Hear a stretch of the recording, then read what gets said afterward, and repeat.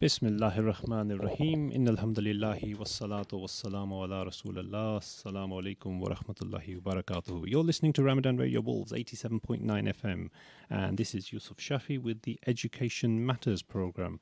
Thankfully, we had Sayyid Amr, who did an absolutely excellent program on Pakistan Ki Yaad. A lot of listeners called in, and that was really good to see and really good to hear, rather, I should say. Really good to hear that the community are contributing to Pakistan Ki Yaad. Alhamdulillah, we're now moving on to our 1.5 hour stint where we're going to be looking at education issues. So, as with last week, we've got our education experts who are our local teachers who are going to be with us as well. And the focus of today is to carry on from a lot of the themes that we discussed in last week's session. So, issues around, for example, how our school children are now having to modify with COVID-19, sitting at home, what are the strategies we need to use in order to help and support them, and also how can we make sure that we engage our students, our children, with the work that school is setting for them. This week, though, we're moving things forward as well to look at the whole issue around safeguarding, and I am pleased to be able to say that we've got Steve Dodds with us, who is from Wolverhampton Voluntary Sector Council, and Wolverhampton Voluntary Sector Council, and he is in the Wolverhampton Safeguarding Partnership as well, run by the City Council. So, welcome, Steve. Hi, Yusuf. How are you? I'm very well, thank you. And how's your day been? Varied and different, yes. I've been delivering phones to volunteers who are linking up care homes with the families of their loved ones to make sure that they can be reassured at this time. Brilliant. Of how well they are. So, well, the Voluntary Sector Council obviously do an amazing job for the Wolverhampton Third Sector and Voluntary Sector, so that's really, really useful to know that you're active and busy with that. So, you're also part of the Wolverhampton Safeguarding Partnership. What's involved with that? Yes, so this is the Safeguarding Partnership is what was formerly called Wolverhampton Safeguarding Children's Board and Wolverhampton Safeguarding Adults Board, and we've moved on to new arrangements in line with some new legislation in the children's world. But essentially, it's a collection of organisations from across the spheres of work with people in the city who meet together and work together to make sure as much as is possible that the children and young people of this city and the adults who are maybe more vulnerable or at risk from abuse or neglect can be served in the best way possible so their needs can be met and they can be kept safe from harm. Excellent. So in a sense it's about making sure that children are safe and adults, the vulnerable adults, are safe, and essentially what are the policy strategies that need to be in place in order for that to happen. Absolutely. Within faith sector and within school and various other organisations of the city. Absolutely. So this is about education, it's about children's services that the council run, it's about the way the police operate, it's about the way that health services are able to contribute, and as they have a lot of contact with people every day, probation services and the like, the whole panoply of organisations in the city. Excellent. Good. So let's start off with a simple question. We have a very important role within the city, which is called the LADO. So what is the LADO? Okay, so the LADO is a short form for the Local Authority Designated Officer, and the role of the LADO is to help organisations respond when there are allegations of inappropriate behaviour, which might be actually out and out abuse, but any inappropriate behaviour by somebody who's in a position of trust with children or young people and also with adults with care and support needs.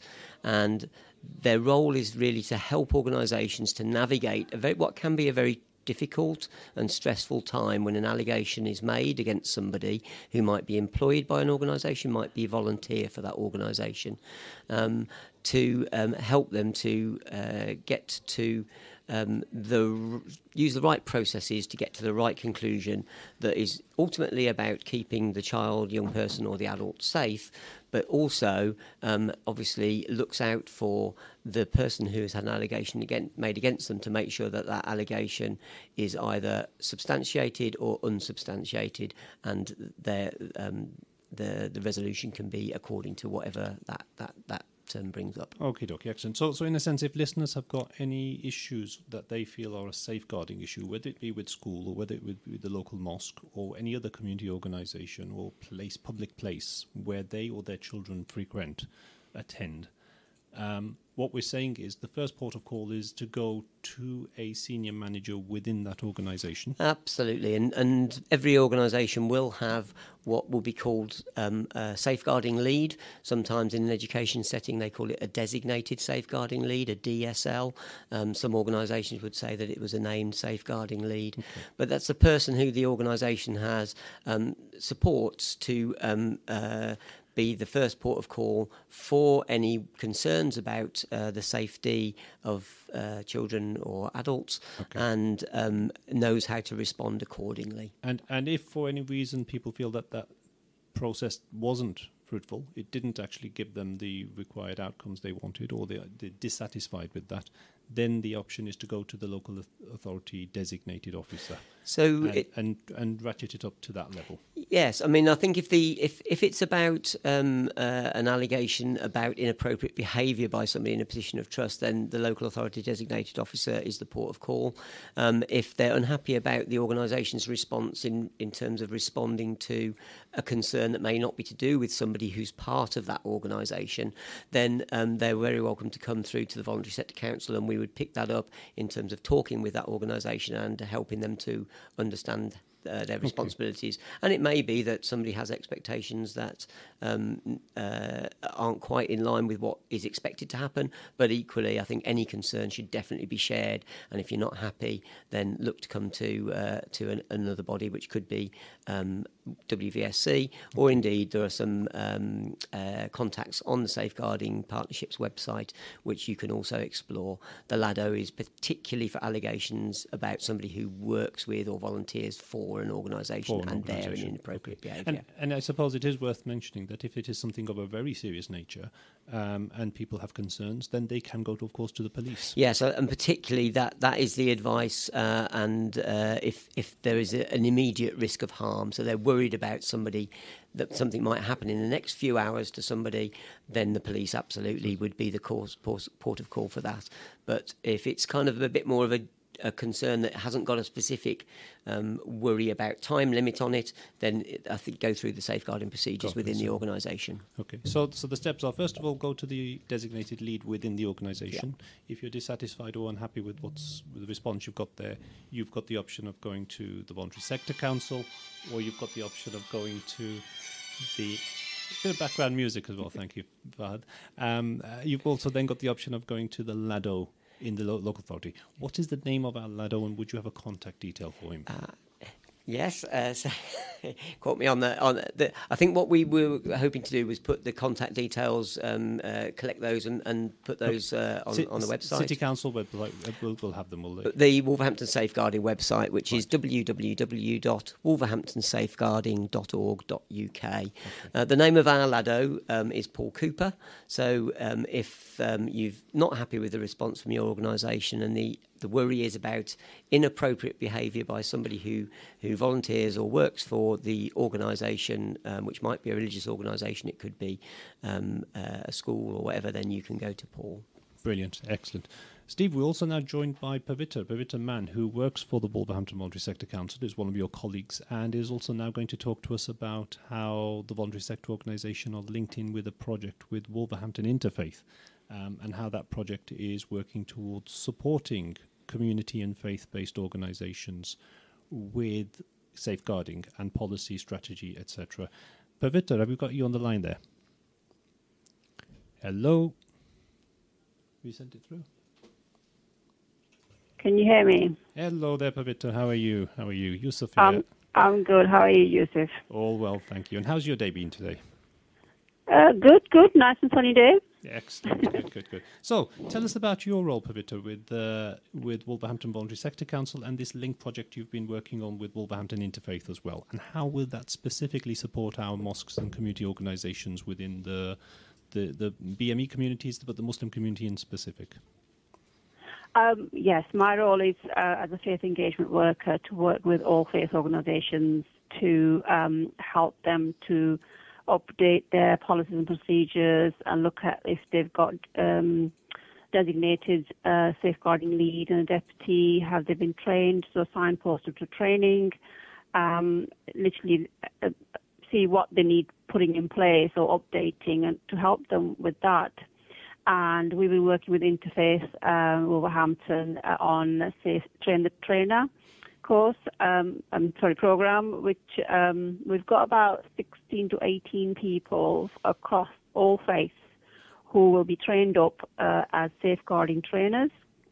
Then they will go out in the community and deliver training in their organizations and other faith organizations. So literally, one trainer will deliver 4 to 5 sessions a year. It means that we can train more people with 15 to 16 trainers, or 18 trainers, sorry. So really there's a knock-on effect that more people will be aware of what safeguarding is and what their responsibilities are. What I want to do... Sorry. Carry on. For this year, for the rest of the year's project, I really want to work with organizations, for instance, looking at mosques, I want to bring at least 2 to 3 mosques together and to see how we can get the safeguarding processes in place. And they will obviously develop that themselves. We'll support them fully so that other mosques can be supported from that group. And we're here to support them, whatever support they need. And not forgetting the free safeguarding training through Wolverhampton Safeguarding website. We've got online training at the moment because we can't deliver face-to-face. But we're hoping later in the year we will be delivering face-to-face training around how to recruit volunteers and staff safely, how to manage allegations, how to report abuse or concerns that you may have. Really, there's no barriers for you guys, for anybody to report an abuse. It's pretty simple to do. So if you're concerned about anybody, just pick up the phone and leave the information on answering machine. Okie dokie. So in essence, listeners, what we're saying is that there is a duty of care from all local mosques and all local community organizations to make sure that people are safe and people feel safe. And with that regard, we are not just saying to the listeners and the general public out there to make sure that they can report these things. We're also saying to the faith organizations, to the mosques, to the community organizations, wherever they may be in Wolverhampton, that if you need support with producing and working together in making policy and then a strategy to implement that policy, Pavitra is able to come out to you and bring you in on the training and give you that advice and guidance. Yeah, definitely. Furthermore, go on. So not forgetting that safeguarding is everybody's responsibility. So if parents or carers are concerned that wherever their children are going for after schools, out of schools training or learning about religion and whatnot, and if they feel the safeguarding systems are not in place, they can get in touch with me as well. Okay. And if there are any youth workers, any trainers, any educators, any people who work within the voluntary sector, within the mosques, within other organizations who want to develop their safeguarding skills and need that training, they should contact you as well in order to actually then work out how to best get that training. So, Pavitra, can you please provide us with a contact detail as well? For myself, my email address is pmainn@wolverhamptonvsc.org.uk. And my number... That was a little fast. If we can have that one more time again, please. Sorry. Email address is pmainn@wolverhampton. pmainn. Yeah, at Wolverhampton. pmainn at Wolverhampton. VSC.org.uk. Brilliant. Okay. So alternatively, if they went to the Wolverhampton Voluntary Sector Council, they would be able to find you there as well.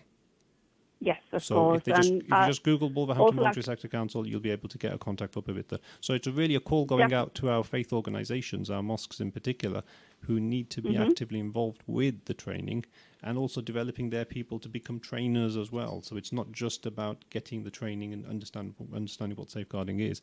It's also being able to then support people within the organisation and through that develop their skills as well. Of course, yes. I mean, people can call on mobile and WhatsApp me as well if that's easier. Okay. We won't put those out just now because there'll be too much information for listeners otherwise. But Voluntary Sector Council is the first port of call. I just want to bring in Steve. Please do stay on the line, Pavitra. We'll bring you in later on. But just to bring in Steve. Yeah, just thinking about the partnership with Interfaith, it's been a really productive relationship, I think, for both organisations. And the Train the Trainer idea actually came out of some a funding programme that Interfaith applied for, got the funding for, and delivered some funding with paid trainers, but realised that this meant that as soon as the funding ran out, the training was going to stop. And so Yusuf actually, on behalf of Interfaith, suggested and put a proposal together for the Safeguarding Partnership to consider to run this volunteer trainer programme. And so it was a really good example of trying to do something to get it going, realising it had its limits, and then developing a better model, which we, once the lockdown restrictions are over, we'll be getting on with putting that training on and getting the training out to faith groups. And that involves, as Yusuf has said, people from all faiths working together, because this is a common thing across the whole community, that we need to look after these vulnerable people. Okay, thank you for that, Stephen. That's useful to know. One of the things that I think, going back to our discussions previously regards to the Safeguarding Train the Trainer program, is we felt that within faith organisations, the level of what we call disclosure, which is a fairly technical word for simply meaning complaints, issues that arise. The level of disclosure that comes from community were far less than the level of disclosure that comes from, for example, schools, or, for example, GP practices, or social services, or other similar settings. I want to just explore that with you, and through that be able to maybe just look at some of the issues of what are safeguarding, the four main categories of safeguarding. So first of all, why do you think that is? Why do you think that our faith organisations' disclosure is far less, the levels of disclosure are far less? Yeah, and I think that this is a common thing across the country, and I think it's obviously the reason why Wolverhampton has decided to put in extra resource in the form of Pavita's Post to be able to support groups. So I think there are a number of reasons why that's the case. One, it's lack of knowledge about where to go.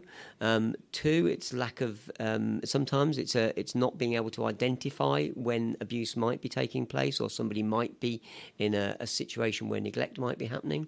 Thirdly, sometimes the routes within organisations aren't as clear as they could be, and that means that people don't know who to go to talk to when they have a concern. Fourthly, I think there is the whole aspect of the training to make sure that the people who have various roles, from just being an educator, if you like, a teacher, through to somebody who is the designated safeguarding lead, are properly supported so that they can react and respond in the right ways. Okay. So in essence, what we're saying is it's not as though there aren't instances of abuse possibly happening. It's just people haven't got the training of how to deal with it. And as a community, we need to be aware that we've got to up the game, and we've got to make sure that organisations are committed to their public duty of safeguarding the people who walk in through the door, thereby ensuring that everyone is safeguarded and safe. How do you think that we can create more awareness? So we'll do a little of that today. We'll talk about the four methods of what we define as being abuse. And this is abuse whether you're a child or whether you're an adult. But how do you think we can, as within the community, actually create a greater awareness of that? So let's start off with our four methods of what we define as abuse. Okay. Steve. Yeah, so there are four main types of abuse that relate to children, and I think that's probably where the focus of our discussion will be today, which is there's obviously physical abuse, which is signs where people have been physically injured as a result of somebody wanting to do them harm. So that could be hitting, kicking, biting, burning, kind of restraint, any of those sorts of physical things where somebody has done something to physically hurt somebody. Then there's sexual abuse, which is probably what people most readily think of when they think of abuse, which is when people have either been subject to a sexual act, children have been subject to a sexual act, or inappropriate touching, or they've been exposed to pornography, or forced to witness sexual acts and images. In addition to that, there's what's called emotional abuse. So sometimes people refer to this as psychological abuse, but in the children's world we tend to talk about emotional abuse. So this can be anything from real deprivation of recognition of that person, so they feel like they're nobody. It can be coercion to do things that they don't want to do. It can be stuff where, for instance, somebody just doesn't receive the ordinary praise to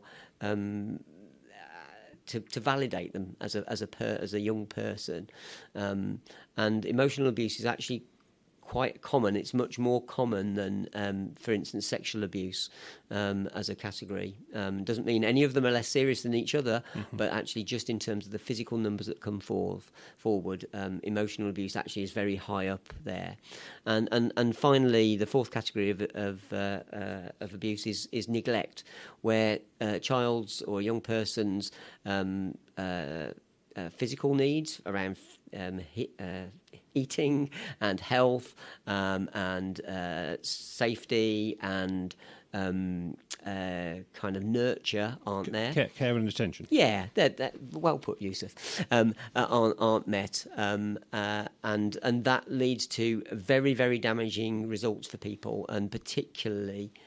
But not only when that is a very young child is subject to neglect, but actually adolescent neglect is equally powerful and is something that we're doing some very focused pieces of work on in the city at the moment because of the nature of that issue. And of course, all the research indicates and suggests that whatever type of that abuse may be perpetrated on an individual, it will have detrimental effects on their life and outcomes. Yes, and long-lasting. And long-lasting all the way through to adulthood. It will affect education, affect their social esteem, affect their development, and a whole host of different their things. Relationships and everything, So number one, being aware of these four main methods of abuse is critical. Being able to identify them is equally as important. And then understanding what it is we need to do to prevent them. Absolutely. Within community. Yeah. So, and I think that's a really important point, that if we can do anything to prevent them happening in the first place, that is absolutely the best thing, because then somebody doesn't even get exposed to it at all. In the instances where we're not able to prevent it, it is about how do we respond effectively to safeguard that child and remove them from that abusive situation, or change the abusive situation, because safeguarding isn't just about, and I know a lot of people have a fear that if they raise a concern that a child will be taken into the care of the local authority. I can assure everybody that that is absolutely the last thing that the local authority will do. But if it's necessary, of course, the local authority will take a young person from an abusive situation. But mostly, it is about supporting and helping that situation to change, so that a child and young person can grow up safely within their family and within their community. Excellent, good. So, from the point of view of next steps, if people want to learn more about safeguarding, there are online packages, there are online resources. Childline is available for a place to also go to report, but also to obtain information. Where would you wish to signpost people towards finding more about safeguarding? Because it may well be listeners want to become actually trained in safeguarding. They may well be working in settings where they think they haven't got adequate support to identify these types of factors. And just as parents, they may well feel actually it would be always useful to know, well, what are the issues? Because, of course, parents have got a duty of safeguarding above all other people, haven't they? Yeah. So is there a place you could signpost listeners to? Yeah, I mean, the first place I think is if you're connected with an organisation like a mosque, it is about making your interest known to relevant people in the mosque, and that may be people who are in charge of education part of the mosque's activities, or social parts of the mosque activities, and letting somebody know that actually you are interested in developing your safeguarding skills, because as we've talked about, the Train the Trainer programme will be able to deliver some of that initial training through to a very focused community setting such as a religious organisation. And beyond that, or indeed even in advance of that, your mosque might be able to put you in touch with some online training activity. So that's the very first step, just so that you've got a bit of a grounding, you know some of the language that might be used, you've got a bit of a feeling for those things, so that when you come to do a face-to-face training session, it makes much more sense and you're able to interact with it in a more kind of effective way. And then there is also a multi-agency safeguarding programme of training. Again, it's not particularly for individuals who just are interested in safeguarding, but again, if they're involved in a sporting activity in the city, if they're involved in a cultural activity in the city, obviously a worshipping or an education activity in the city, and they've got an organisation that supports them, they would be put forward through to that. Brilliant. Excellent. Thank you for that. So, in essence, what we're saying is we need to go, as a first port of call, to our faith organisations and ask them about their policy, ask to see their policy, and through that, if you are then able to get more information, that's good. If not, then go to the Wolverhampton City Council website or Wolverhampton Voluntary Sector website. Listeners, that was a very interesting debate and discussion with Steve Dodds and Pavitra Main talking about safety. Alhamdulillah, salatu wassalamu ala Rasulullah. Bismillah ar-Rahman ar-Rahim. You are back on with Ramadan Radio Wolverhampton, Education Matters, 87.9 FM. My name is Yusuf Shafi. In the first stint of this programme, we had a discussion with Steve Dodds and Pavitra Main, both from Wolverhampton Voluntary Sector Council, who are linked in with the Wolverhampton Safeguarding Partnership. And we had a discussion all around what exactly is the duty of any caregiver, any institute who have got members of the public attending, how that organisation has to now have a policy and have a duty of care towards the young people who and the vulnerable adults who are present within that setting. And we learned a lot about the policies and strategies in place within the city, and how, as members of the public, we can have an expectation for these organisations to, number one, have a policy, number two, have that policy implemented. It's no real point of having a bit of paper sitting there in a desk or somewhere. It's about implementation of a safeguarding policy, that they need to have safeguarding leads, and that we need to have access to be able to talk to those people if we do have any concerns around the four main types of abuse which Steve Dodd mentioned: physical abuse, neglect, emotional abuse, and sexual abuse. We also then had a discussion around how, if we feel that for any reason those processes are not adequate, how Wolverhampton City Council have got what is called a LADO, a local area designated officer, and that individual is there able to and be able to go back to the organisations and ensure that the safeguarding is in place. So, listeners, we're now going to bring in our educational experts. We've got Brother Tariq again, as last week, Sister Kulsoom and Sister Shaida, all expert teachers working within Wolverhampton and Midland settings of secondary schools. And I want to now explore further issues around safeguarding and other educational issues with our resident teacher experts as well. So, first of all, I'd like to bring in Brother Tariq. Assalamu alaikum. How are you? Alaikum salam. Fine, alhamdulillah. MashaAllah. No doubt you had an opportunity to listen to Steve Dodds and Pavitra with their discussion around safeguarding. And I think you want to elaborate further and involve another aspect of safeguarding as well, which is e-safety.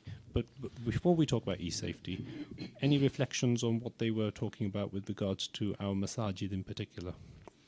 Yeah, I think most masjids now are on board with safeguarding, and they've been through some form of training as well. The masjid that I go to, they have got a policy. They've got within the madrasa, I'm sure others will have as well, that designated person that parents and children can go to speak about any issues that they may have. And they go to not only internal training through the madrasa teachers, but also there's a national training that takes place in October for the various zones that our masjid is linked with. So and I know there has been some recent training also that most of the masjids in Wolverhampton went to, and I think safeguarding was an aspect that was covered in that, which took place in Bilal Masjid, I think. Okay. So I think, on reflection, maybe 30, 40 years ago, this wasn't, an issue. Now, obviously, it's part of law, and it is very important, and it is, very important for everybody to take responsibility for safeguarding. It's not just schools or even madrasas, within our community, within the masjid as a prayer facility as well. I think there is still quite a bit of educating that needs to be done. And maybe I'll try to share a little story from the Prophet as to how he took care of children and, the minute detail that he went to make sure children weren't hurt or upset. MashaAllah. That'll be very interesting to go into. So e-safety then, brother. Yeah.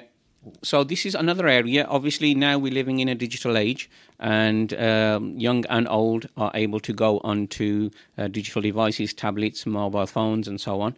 And it just makes that access of information so much more easier. And obviously, with that comes a lot of dangers as well. So if, for example, parents do not try to control this, a child as young as 5, 6 will have a whole range of things at his disposal, and a lot of it won't be suitable for him or her. So what parents can do is, through your internet service provider, whoever that may be, you can have software where you can filter out certain websites.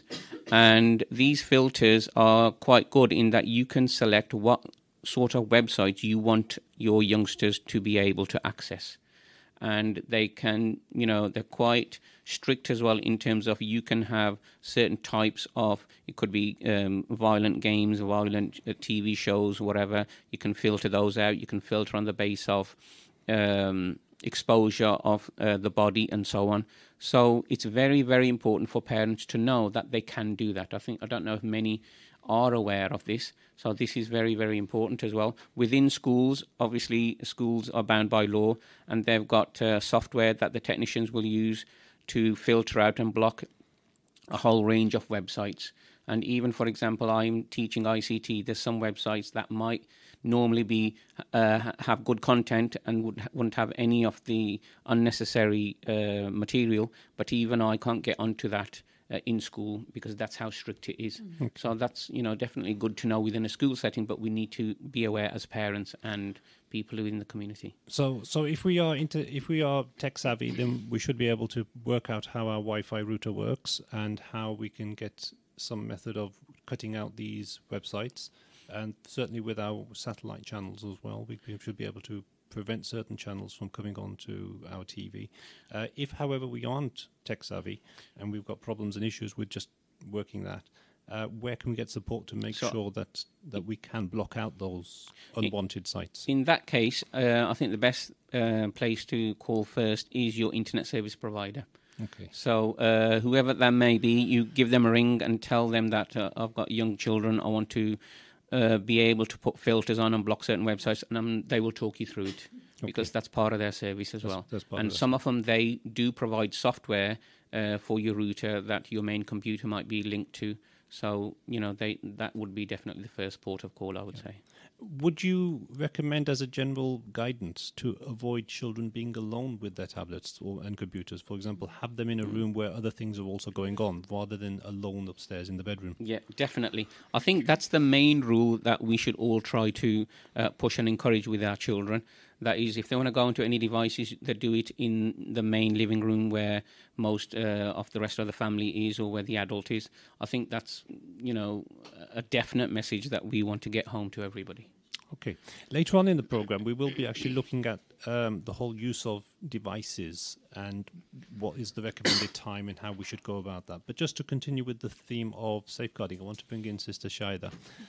Again, you've got a wealth of experience, Sister, working in education settings and having been in management as well. So you've been involved from the point of view of one of those members of staff responsible for ensuring others do safeguarding and training people on safeguarding.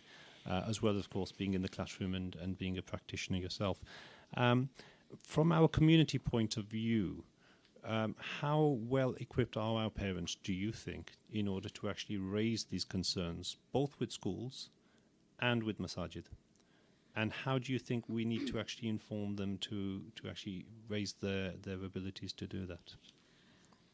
If we look at the wider community, the only access I feel that they have to the safeguarding is actually what is provided by the schools and possibly now what the mosques are giving. But I think there is a big gap there at the moment that needs to be filled in, because whereas they might understand that schools have a safeguarding policy and they feel that when they're sending their child to school, they know that they're in a safe environment and that the teachers that are in front of them in their lessons, they have been vetted and they've gone through their DBS checks and everything. So all of those practices have been put in place. So parents would be aware that their child is adequately safe within school. With regards knowing about the policy, unless they actually access the website, the school website, to get the safeguarding process that's in place, that is, I feel, the only way they can find out what the safeguarding policies are that exist within schools. And I would think that that's probably the same in the mosque setting, but I wouldn't be in a position actually to say just how far we are with the mosque setting as to what the safeguarding procedures are and how transparent they are. Okay. So in essence, what you're saying, there's a lot of work to be done. Yes, there is. And what we really need is people knocking on the door of the mosque committees and saying what has been done and what can be done further. That's right. To ensure that every child who walks through, and it's not just the children, it's possible vulnerable adults as well. That's right. But I mean, when parents do come to parents' evenings, one of the things that every school will have is safeguarding is signposted everywhere in the building. Okay, so the DSL, who the person is, the designated safety lead, they will know who that person is, and also the deputy. So they will be aware that there are safeguarding practices actually within school. A lot of parents will get the safeguarding, the latest information through emails, and also via their students. For example, if there's any concerns within the community, that usually gets flagged up through emails that come to us as teachers. We raise it in our lessons, so whichever lessons we're actually in, we actually have to flag up if we've received an email about a safety issue that might be existing outside of the school when they leave at 3 o'clock.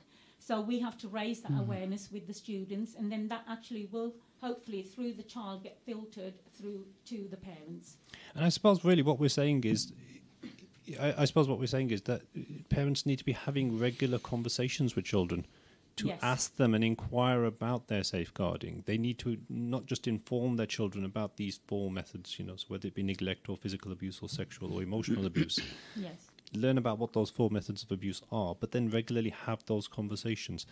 As a community, do you think, again, I suppose I'm speaking to you as a mother as well as a teacher, do you think our parents are having those conversations as often as not? And do you think, how can we support them to have those conversations? Some of these... and Sister Kulsum, please come in as well, because obviously with your madrasa experience and education experience and parental experience as well, it would be really good as mothers. How do you think those conversations need to happen? I think when we look at our upbringing, there are certain conversations that were never had with us.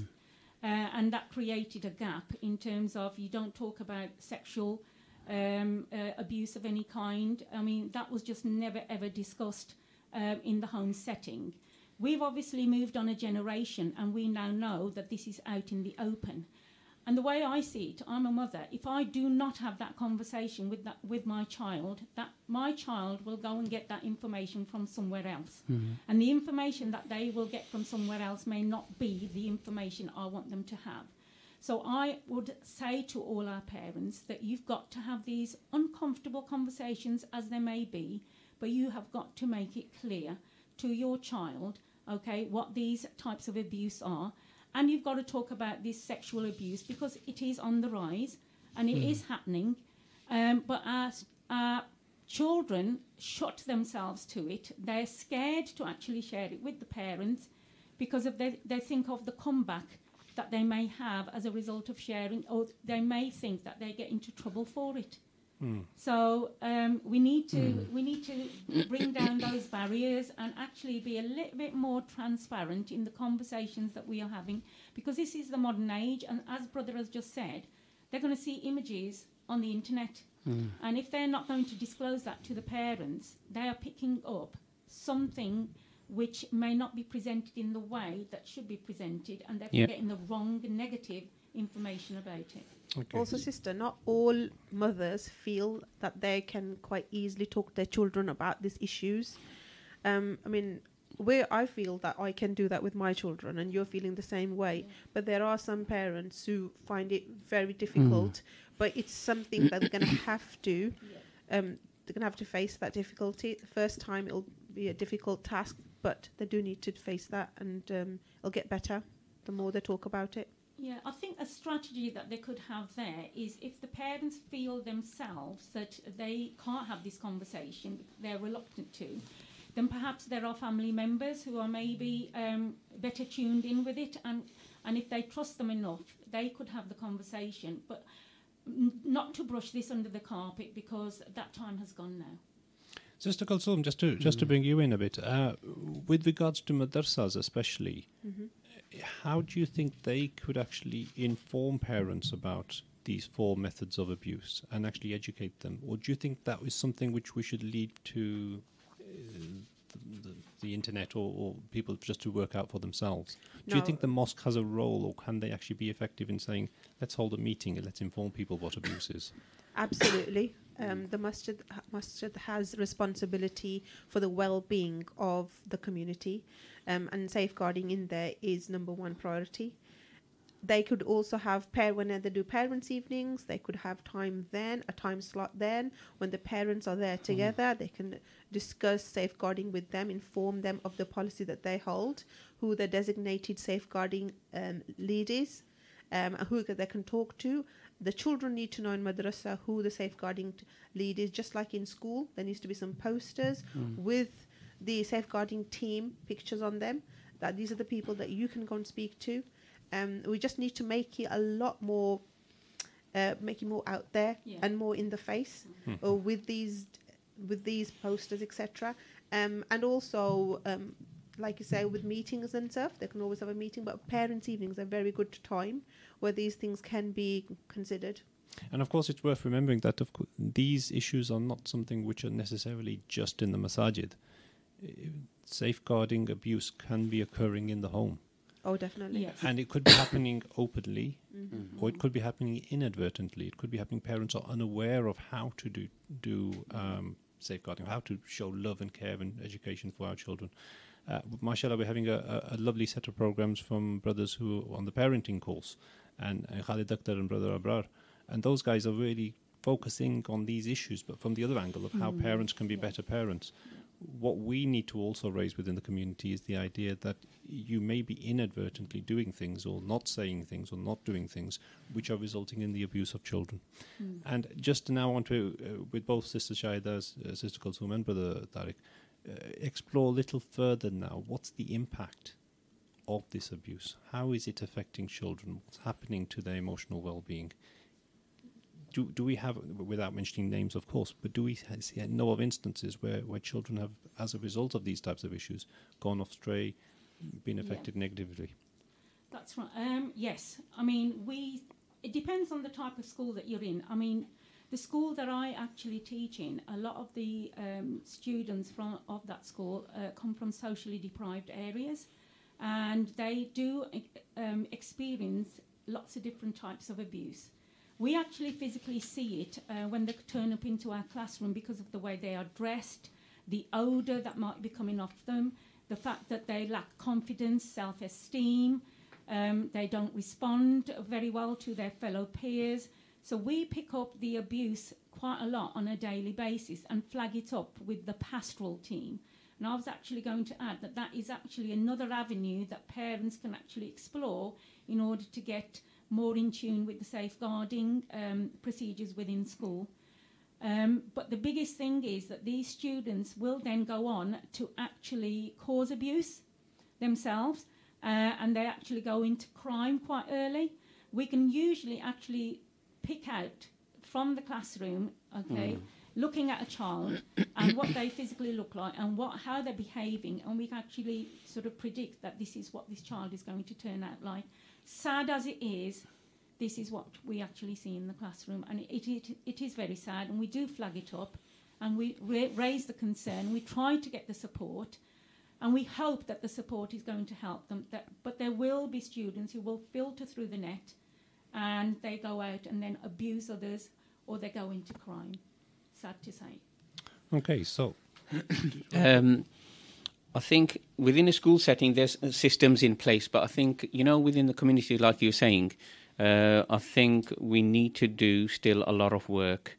And obviously we're living also in a stage where, it's looked down upon as telling somebody or telling the authorities about somebody. So if you know of a case or a family where something may be happening, it's, thinking from probably 30, 40, 50 years ago that we don't tell authorities and so on. So that mindset needs to be changed. And I just want to give an example. It's probably about 3 or 4 years ago. I went to a madrasa training program up north, and one of the brothers who was saying that, look, this is what happened at our masjid. And he says that there was a parent came to drop off their child at madrasa time.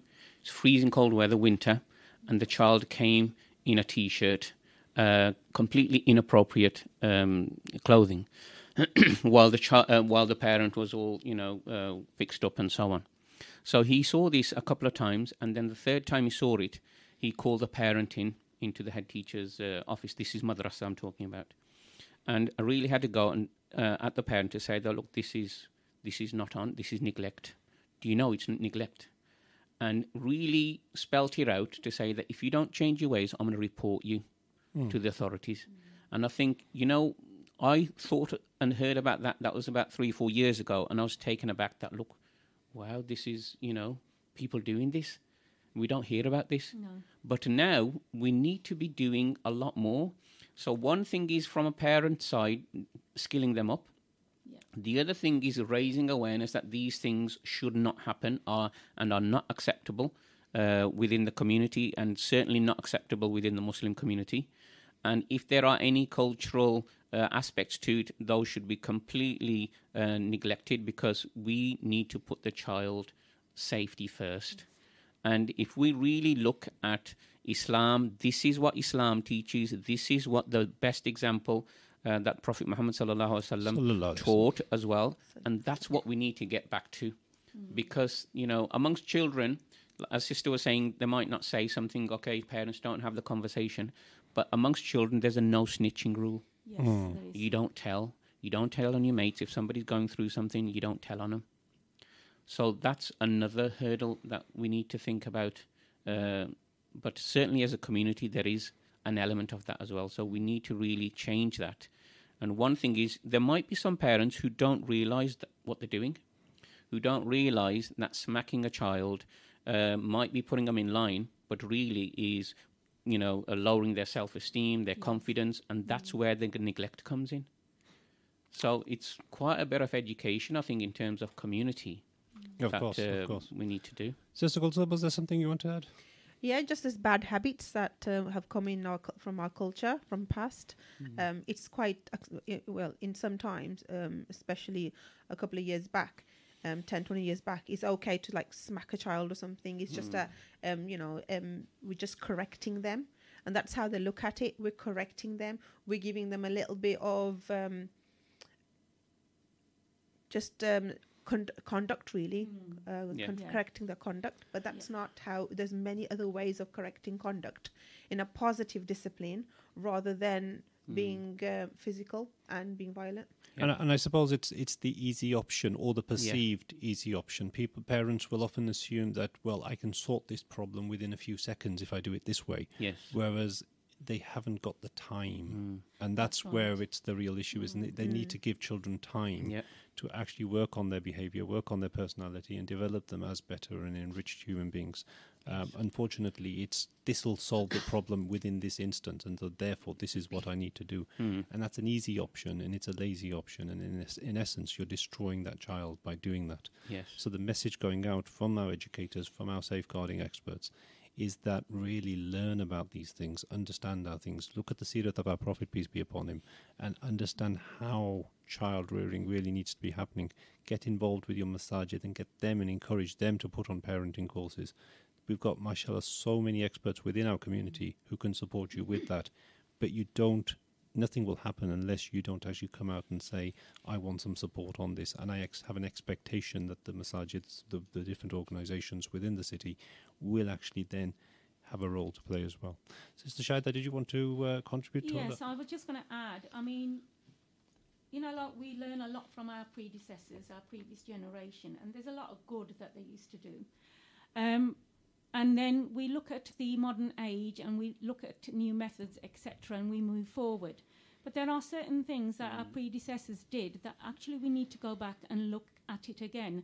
One of the things I remember in my young days is that our parents used to tell us that when you're living in a community, if a child is doing something wrong, it doesn't matter whose child it is, you owe it as a community to correct that child. Yep. And that took place.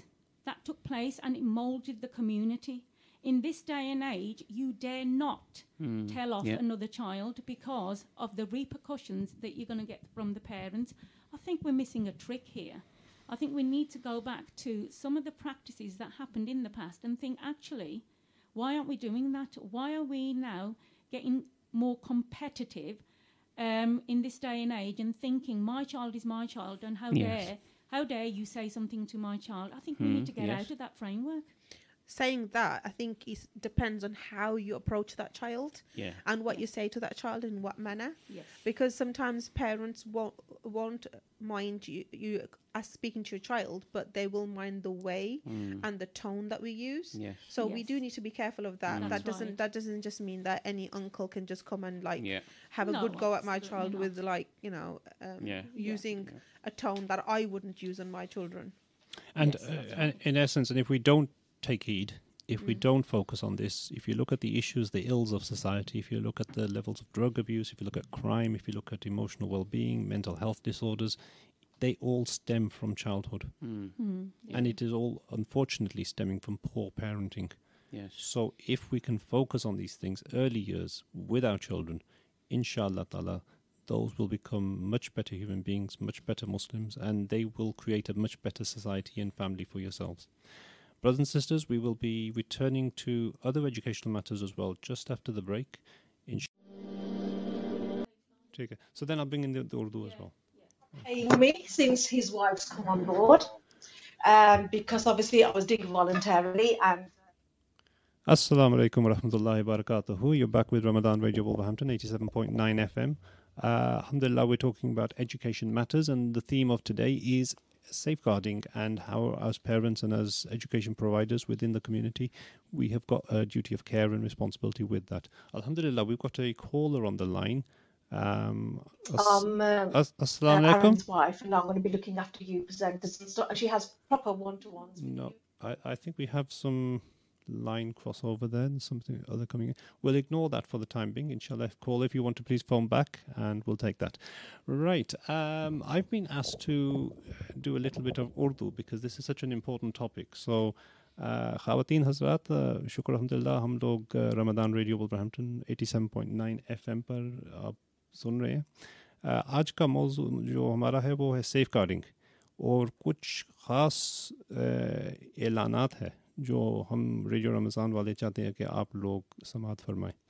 तो हमारी बहन sister Kulsoom जो है हमारे studio में है, तो इंशाअल्लाह ताला वो आपसे कुछ इस मौजू पर ज़्यादा मालूमात देंगे. मैं वालिदैन से ये कहना चाहती हूँ कि आप ज़रूर वक़्त निकाल के अपने बच्चों के साथ बैठें और उनके साथ बातें करें और सेफ़ गार्डिंग के बारे में उनको भी पता हो और आप लोगों को भी पता हो, और वो भी आपको सिखाएंगे क्योंकि वो भी काफ़ी कुछ जानते हैं स्कूल से. तो आप भी अपने डिस्कशन कर सकते हैं उनके साथ. اور یہ بھی بات ہے کہ آپ کو چاہیے کہ اپنے مدرسوں کے ساتھ رابطہ قائم کریں اور یہ کوشش کریں کہ سیف گارڈنگ ادھر بھی اتنی ہی اہمیت رکھے جتنی کہ اسکولوں میں اہمیت رکھتی ہے. اور یہ بھی ہے کہ آپ کو پیرنٹس کو, والدین کو پتہ ہونا چاہیے کہ ان کے اسکول کی سیف گارڈنگ پالیسی کیا ہے, اور یہ چیزیں ضروری ہیں جو ہمیں پیرنٹس کو, والدین کو شدت سے ان کو قائم کرنا چاہیے. اچھا, تو جو نچوڑ ہے ہماری باتوں کا وہ یہ ہے کہ اصل میں ہمارے بچے جو ہے ان کی حفاظت ہونی چاہیے. جی. اور بھلی وہ اسکول میں ہو یا مدرسے میں ہو یا کہیں اور بھی ہو, ان اداروں کا ایک ذمہ داری ہے جی کہ وہ ان بچوں کو سیف گارڈ رکھیں. اس میں ہم سب کی ذمہ داری ہے, ہم سب کی ذمہ داری ہے, والدین کی بھی ذمہ داری ہے. جی, یہ نہیں ہم کہہ سکتے کہ اب وہ اسکول کی ہے یہ رسپانسبلٹی ہے یا مدرسے کی رسپانسبلٹی ہے. یہ ہر انسان کی رسپانسبلٹی ہے کہ جو بچے ہیں ہمارے, ان کی سیفٹی ہماری رسپانسبلٹی ہے. اور اگر کسی وجہ سے ہم سمجھتے ہیں کہ وہ سیفٹی نہیں جگہ پہ وہ نہیں ہو رہی ہے, تو اس وقت ہمیں کیا کرنا چاہیے؟ ہمیں پھر دیکھنا چاہیے پہلے کہاں یہ ہو رہا ہے, تو اس کے حساب سے پھر وہ ان کو بات کرنی چاہیے کہ ایسے نہیں ہونا چاہیے. اور جیسے ابھی پہلے اسٹوری بتائی تھی کہ ایک مدرسہ ٹیچر نے محسوس کیا کہ ایک اسٹوڈنٹ آتا ہے, والدین اس کو چھوڑنے آتے ہیں اور سردی کے موسم میں اس نے کوٹ وغیرہ نہیں پہنا ہوتا, تو پھر اس مدرسے ٹیچر نے والدین سے بات کی کہ یہ کیا ہو رہا ہے, یہ ایسے نہیں ہونا چاہیے. تو میں آپ کو رپورٹ بھی کر سکتا ہوں کہ اگر آپ یہ بدلے نہیں, آپ کی اس بچے کی نا آپ زیادہ لک آفٹر نہ کیا. تو اسی طرح ہمیں ڈرنا نہیں چاہیے. اگر ہمارے کسی بچے کی سیفٹی ایشو پہ ہے تو ہمیں اس پہ ضرور بولنا چاہیے.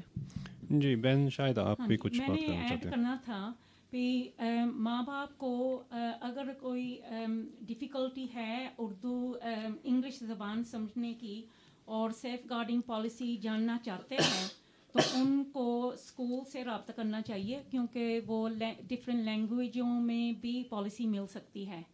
اس کے علاوہ میں نے یہ بھی کہنا تھا کہ یہ اتنی ضروری بات ہے, اگر آپ نے اس میں حصہ نہ لیا تو آپ کے بچے کے کانفیڈنس کے اوپر فرق پڑ سکتا ہے, اور اگر کانفیڈنس ان کا افیکٹ ہو گیا تو اس کی پڑھائی میں بھی فرق پڑے گا. اچھا, مہربانی. اچھا, ہم لوگ دوبارہ میں تو کم از کم اپنی ٹوٹی پھوٹی اردو جو ہے وہ اس کو یہیں پر رکھوں گا اور انشاءاللہ انگلش میں مزید چلتے ہیں. Okay, so Jazakallah. That was a useful message which we need to really give out to listeners, and it's important that everybody takes this, please, very, very seriously, because a child affected by any of these abuse issues will result in severe detriment to their outlook, to their life, to their development. Okay, I want to now take the discussion a little forward, and you're listening to Ramadan Radio Wolverhampton 87.9 FM, and to explore issues around how within the home we can create an environment which is conducive to learning, which allows learning to occur and for children to thrive. Sister Kulsum, can I bring you in that, please? Yeah, first of all, I'm going to say that environment, we normally look at the word environment and we normally look at physical aspects of it. Now, we need to look out for home environment conducive for learning. We need to look at both the physical environment and the emotional environment. With the physical environment, we need to make sure that we have got a designated Sorry, sister, space. can I just interrupt you? Just had a phone call to come through. Assalamu alaikum. Oh, walaikum salam. Who's this, brother? And assalamu alaikum. And where are you speaking from? I'm from Wolverhampton, Penfield, and it's Munib. Okay, assalamu alaikum. And what's your question to our experts today? My question is, does everybody think it's safe for the children to go back to school? Okay, we can certainly explore that with our listeners. So Sister Kulsum was just talking about the conducive environment, and towards the end of that discussion, we'll have a little brief chat about that as well. Jazakallah khair. Okay, all right. Brother Munib, if I can Yeah. ask you a question, because we didn't really touch on this in last week's program. As a parent, as a family, how are you dealing with, spending time with the children and the challenges of getting them to study, while they're at home in this period? Just a few words. I mean, in the morning, it's the Quran, Okay. the Quran classes. And then what I've done is I've actually taken away the Xbox and any access to any gaming console whatsoever. Okay, good. Very good. So the first week was kind of difficult because they were finding it difficult to Adjust. to progress through the day Yeah. without any kind of entertainment. Right. And then slowly I've leaned them towards books. Right. So Okay. now they're kind of finding the entertainment in reading stories from books. Okay. That's Good. really Good. good. And what And, sort of when tasks have the schools given to your children? Is it packs or what is it? I mean, the school, they've got an online account which they log into and homework Right. and the tasks are given. Right. And then what they do is my son logs in with his own online account and then he completes the tasks and the homework and then I check over it to make sure it's okay. Right. Okay. Okay. Jazakallah for that. Jazakallah, brother. Thank you for that. As I say, so Sister Kulsum, please carry on with your conducive environment and then try to bring in at the end this concept of going back or not. Okay, so let's go back to what I was saying, that there are two aspects to the home environment, the physical side and the emotional side. Now, within the physical side, we're quite aware of these parts of the needs of the child. So for the first one, I would say is designated space. They really need to have a space which they then they're sort of like will think of this space as being where they're going to be working. And there's going to be less distractions, less clutter, and less noise in that area. So wherever that area is, it needs to be clutter-free and also without any distractions. It's best that it's not in the bedroom, because then they can easily be distracted on the devices they've got. Okay. The other thing is, again, to keep those devices away while they are studying. So have maintain a routine, a schedule, a time for learning. This is a time for learning, and this is when you're not going to use any of the devices. And once again, like last week I said, it's got to be small chunks. There's no point having a child sit there for hours, okay, who are trying to work, and they're going to have a very negative impression of education and working, and so really small chunks of time, and it needs to be built in the day. Not like, oh, today we're doing this and the next day we're doing something totally different. If it's routine, it's going to be best for them. Okay, the other thing is equipment, making sure that they've got all the equipment they need in one place. Okay, and also if they do need any laptops, which they may need for school, speak to the school, contact the school. Okay, that this is what we need. If you are setting work online, how can my child do this work online? We have not got a laptop. Or my children, I've got 4 children and they're sharing 1 laptop. So whatever your case is, you do need to speak to the teachers and the school will provide if they are setting work online. However, if they can't provide, they will obviously provide a different work. Okay. The other thing is, like I said, time, making sure you give them time to work, but at the same time, you need to give them time to chill out as well. Okay. And to be able to be involved in everyday routine activities, and for them to learn new skills, maybe sign language, maybe cooking, maybe learn another language. Some skills that it will sort of give them a lot of confidence, and really bring them out of their shell. So that's some of the physical things. Within the physical, you've got good diet, which parents' responsibilities make sure that the diet is good, and it's a balanced diet, and they are organizing the work area for the child, whether it means planners, where if they've got exams coming up, then a revision timetable. If I can just interrupt you, sister, another caller who's come through. Assalamu alaikum. Assalamu alaikum, brother. Hello. Hello. Hello, assalamu alaikum. Who is this speaking? Wa alaikum assalam. Oh, Sister Kausar. Sister, how are you? Alhamdulillah. Alhamdulillah. How are you all doing? Great job, by the way. Shukr, alhamdulillah, all fine, all fine. What is your query to the expert panel today, please? Well, it wasn't so much as a query. I wanted to call in to share our family strategy, really, of Please how do. we're coping with the lockdown. Okay. We are parents to two young children, a 6-year-old and a 10-year-old. And we've been quite fortunate in deciding how to implement a school type of environment or study schedule with the children, so not to overwhelm them. And I was just picking up on the point that Sister Kulsoom made about the environment and how important it is.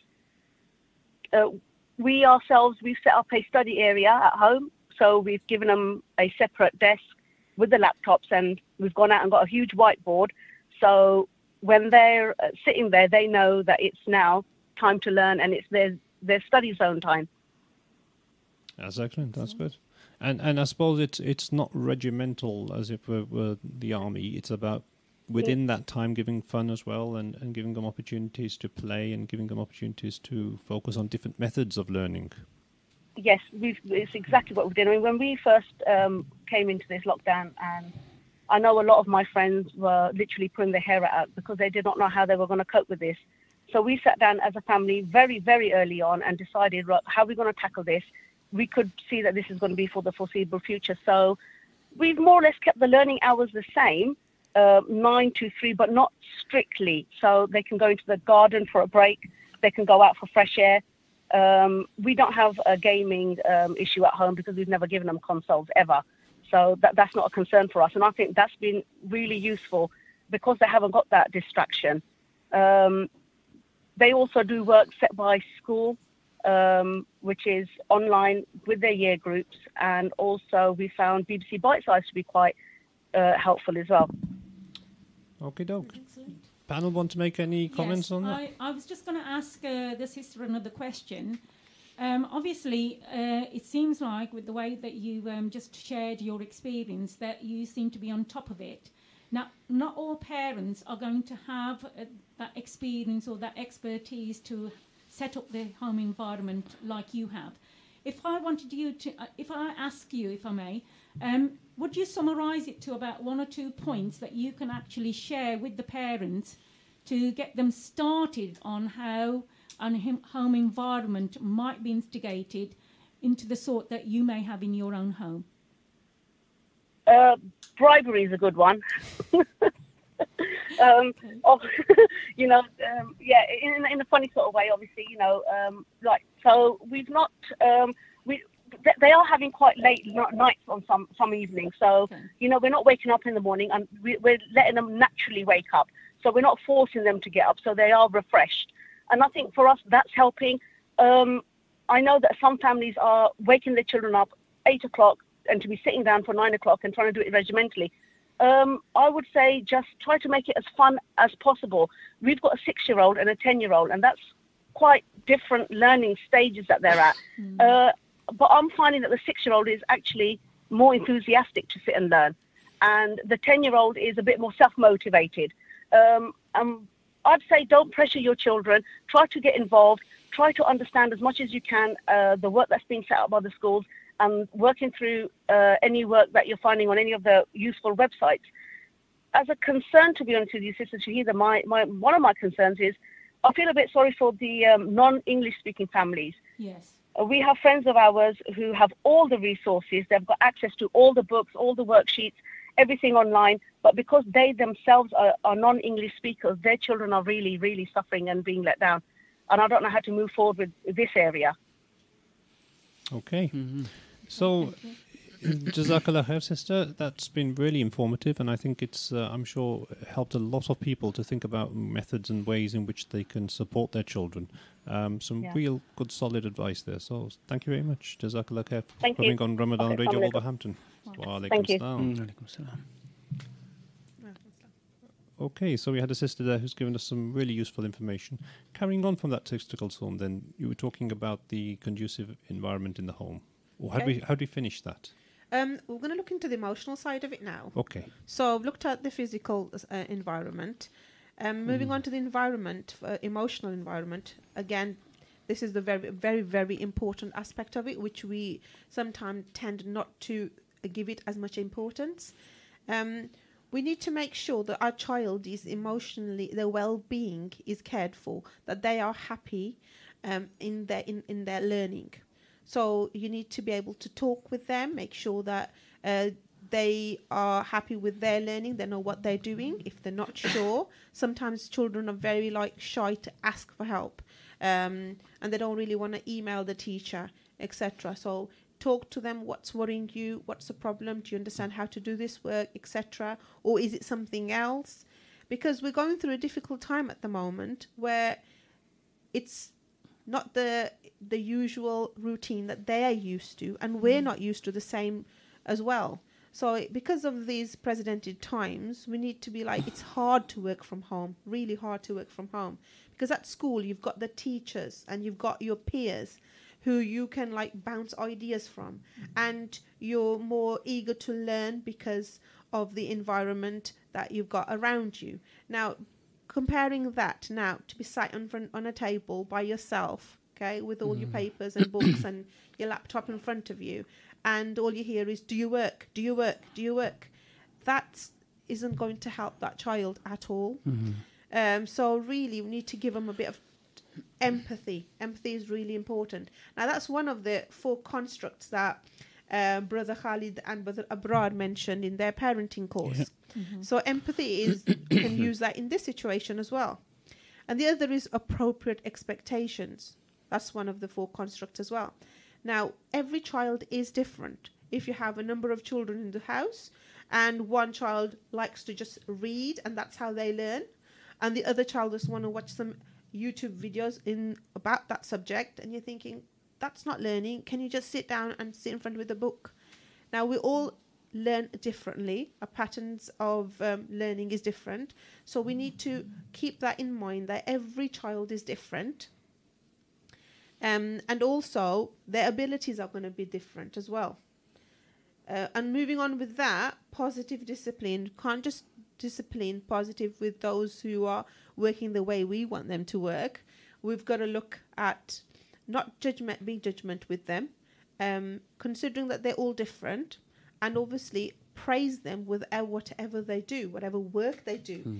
Even if it's a little work, okay, find the positive in what they've done. So look through the work, even if they've got 4 out of 5, concentrate on the one that they've got right, then the 4 that they got wrong. Like that, it will give them confidence and it will give them a boost to learn, rather than saying, ये क्या किया तुमने, ये तुम्हें 5 से 5 आने चाहिए, तुमने तो एक तुम्हारा सही हुआ है. This is like our thing comes back from our culture again. If a child's even got 98%, we're saying, why didn't you get that 2%? Yeah.